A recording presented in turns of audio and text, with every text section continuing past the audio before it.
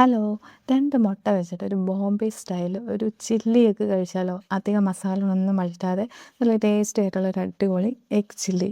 അതായത് നമ്മൾ സവാളയൊക്കെ ചേർത്ത് ഒരുപാട് മസാലകളൊന്നും ചേർക്കാതെ ഒരു ടേസ്റ്റി ആൻഡ് ഹെൽത്തി ആയിട്ടുള്ളൊരു ബ്രേക്ക്ഫാസ്റ്റോ ഡിന്നറോ ഒക്കെ ആയിട്ട് കഴിക്കാൻ പറ്റുന്ന ഒരു അടിപൊളി മുട്ടയുടെ ഒരു റെസിപ്പിയാണ്.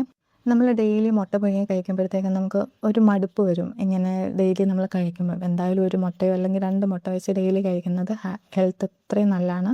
നമ്മുടെ ആരോഗ്യത്തിന് ഏറ്റവും നല്ലൊരു ഉത്തമമായൊരു ഫുഡാണ് മുട്ട.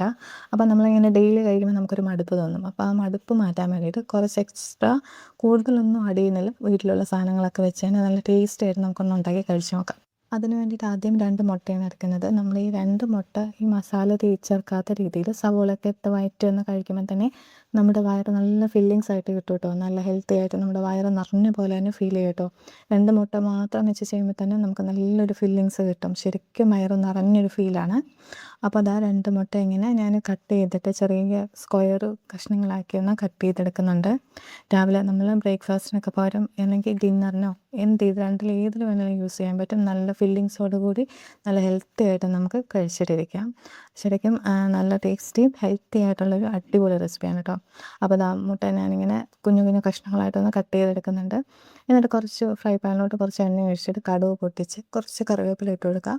പിന്നെ അതിലേക്ക് കുറച്ച് ഉള്ളി ഇട്ടിട്ട് കടുക് പൊട്ടിച്ച് മൂപ്പിക്കുന്ന ആ ഒരു പരുവം വന്നുമ്പോഴത്തേക്കും അത് മാറ്റിയിട്ട് ഇനി അതിലേക്ക് കുറച്ച് നമ്മുടെ ഇഞ്ചി ഉണ്ടല്ലോ, ഇഞ്ചി ചെറുതായിട്ട് അരിഞ്ഞതും കുറച്ച് വെളുത്തുള്ളിയും കൂടി ചേർത്ത് കൊടുത്തിട്ട് അതൊന്ന് നന്നായിട്ട് വഴറ്റിയെടുക്കാം കേട്ടോ.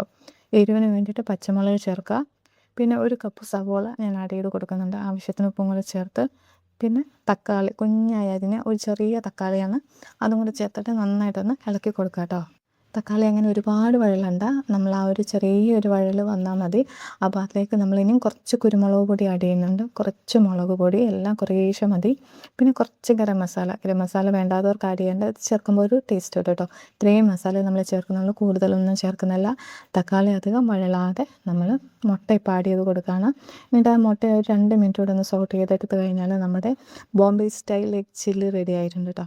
ശരിക്കും നല്ല ടേസ്റ്റി ആൻഡ് ഹെൽത്തി ആയിട്ടുള്ളൊരു ബ്രേക്ക്ഫാസ്റ്റോ ഡിന്നറോ ഒക്കെ ആയിട്ട് നമുക്ക് കഴിക്കാൻ പറ്റുന്ന ഒരു അടിപൊളി റെസിപ്പിയാണ് കേട്ടോ. മുട്ട എങ്ങനെ ചുമ്മാ കഴിക്കുമ്പോൾ എന്തായാലും മടുപ്പാവും. അപ്പം ഡെയിലി എന്തായാലും എല്ലാവരും ഒരു മുട്ട കഴിക്കുന്നത് അത്രയും ബെറ്ററാണ് ഹെൽത്തിന്. അപ്പം മുട്ട എപ്പോഴും കഴിക്കുമ്പോൾ മടുക്കുന്ന ടൈമിൽ ഇങ്ങനെ ഒരു ദിവസം ട്രൈ ചെയ്ത് നോക്കണം കേട്ടോ. ശരിക്കും നല്ല ടേസ്റ്റാണ്. ആവശ്യത്തിന് ഉപ്പൊക്കെ ചേർത്ത് നമ്മുടെ ഒരു മസാല പോലെ നമുക്കിഷ്ടമുള്ള മസാലകളൊക്കെ ആഡ് ചെയ്തൊന്ന് കൂട്ടി കഴിക്കുമ്പോഴത്തേക്കും ഒരു പ്രത്യേക ടേസ്റ്റും. ഒരുപാട് മസാല ചേർക്കേണ്ട, എന്നാൽ കുറച്ചൊരു ടേസ്റ്റിന് വേണ്ടിയിട്ട് കുറച്ചിങ്ങനെ ചേർത്ത് കഴിക്കുമ്പോൾ മുട്ട നമുക്ക് മടുക്കാതെ എത്ര വേണമെങ്കിലും കഴിക്കാം കേട്ടോ. അപ്പോൾ എല്ലാവർക്കും ചെറിയ വീഡിയോ ഇഷ്ടമായെന്ന് വിചാരിക്കും.